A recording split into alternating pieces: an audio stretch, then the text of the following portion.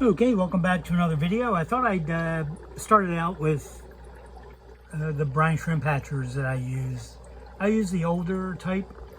I think it's a 2-liter conical hatcher. You can get them from various places online. I think I bought these from Gemco. They're very good for stuff. And I went through, part of the reason for discussing it is because I haven't been feeding a live baby brine shrimp lately because it wasn't really hatching well. So it turns out that the nozzle thing at the bottom there that you collect the brine shrimp with, it's a little thing you turn. Apparently it was clogging on the inside. It took me a few weeks to figure out what was happening.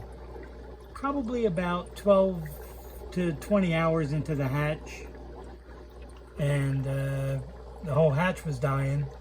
And then I kind of look at it the next day and see that the bubbling was low, and I thought it might have been the pump, but it wasn't the pump. It was the nozzle went bad, and I was able to get new ones. I think I may have gotten them from Gemco, and they just you just use a small wrench.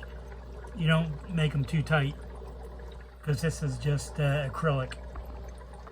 But I've been using these hatchers for about 9 years. So sometimes I put in chemicals, such as, not really chemicals, but vitamins. I saw the word chem and thought, hey, chemicals.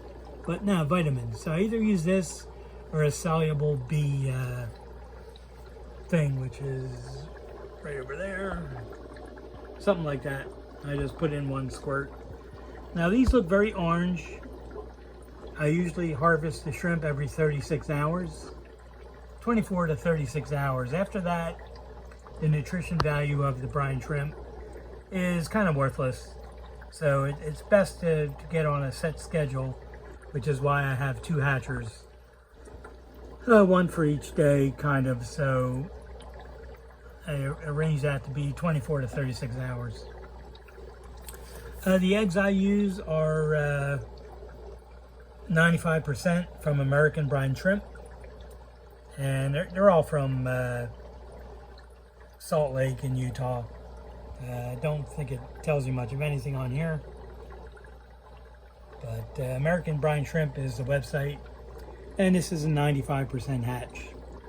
And I also put in 1 scoop of baking soda. Now some people will put in 2 or 3 drops of Clorox in the hatch, and that's supposed to strip away the eggshell.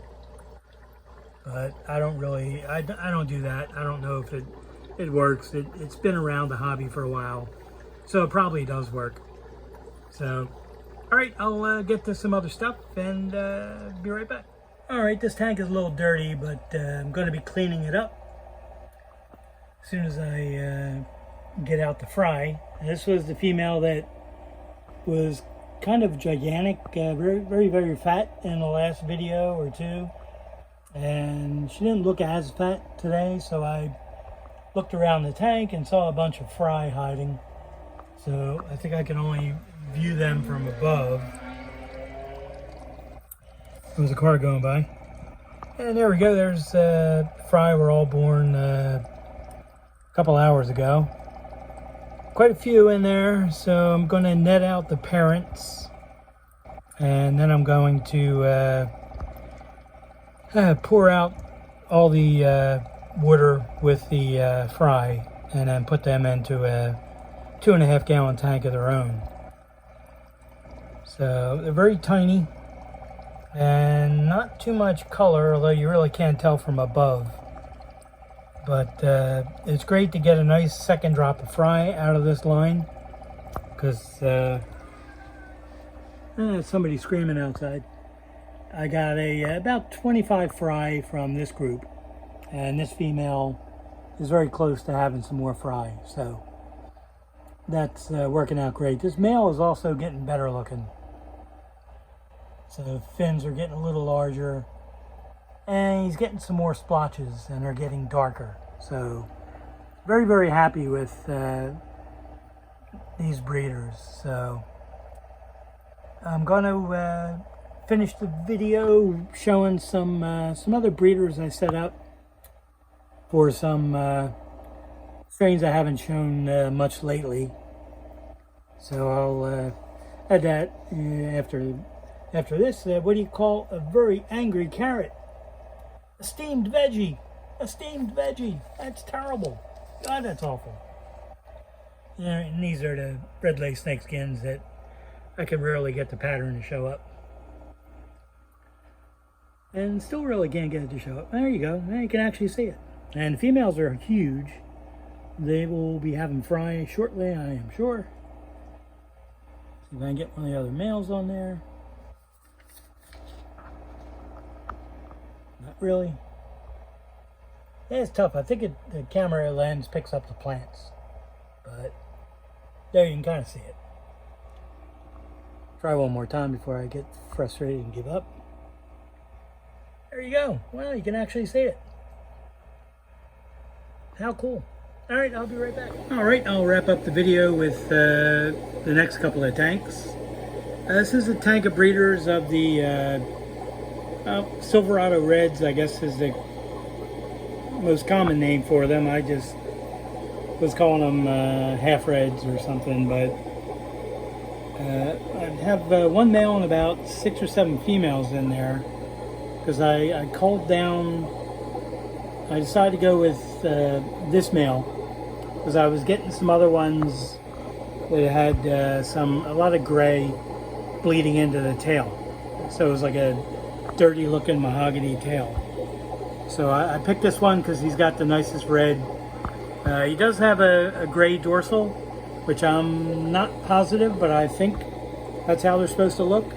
And then these are just the females. They're eating some live baby brine shrimp from the hatchers that I showed earlier in the video. So the hatch has been working perfectly since I replaced the nozzle. And once again, they're thin leaf water spray plants.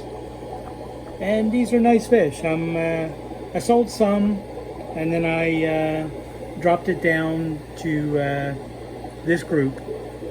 And then once I get fry out of them, I'll start up a bunch more tanks. But I like these a lot. Just going to be something that I sell. It's not really anything else you can do anything with. You can't enter them in shows, and I don't plan on using any for crosses, except they do have the Silverado gene in them. So once I get more males, I may end up crossing a male into a female pingu, just to see what I get. And but that'll be later on.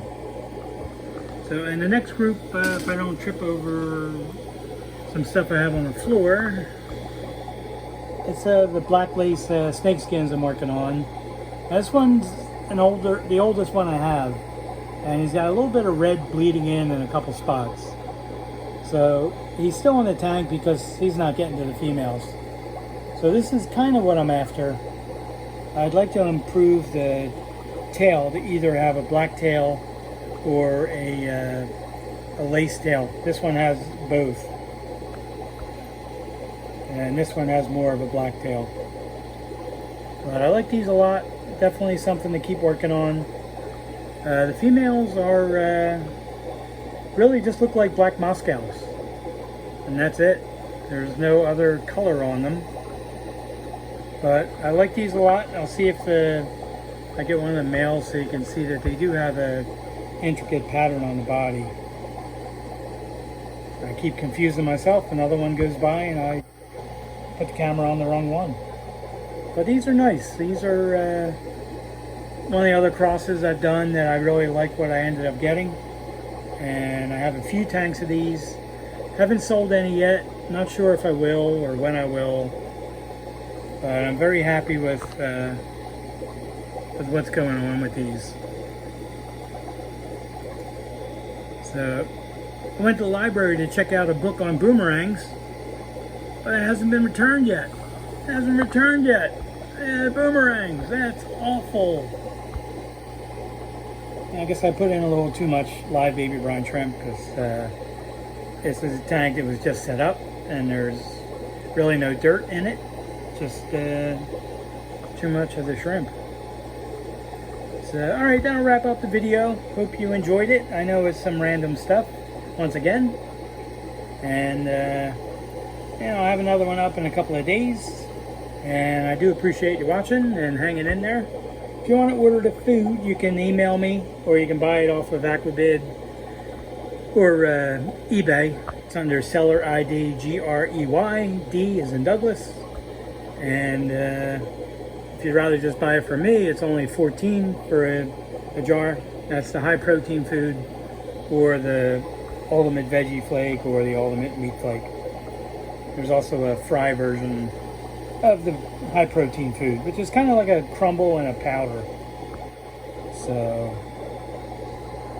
anyhow, all right, thanks very much for watching. I really appreciate it.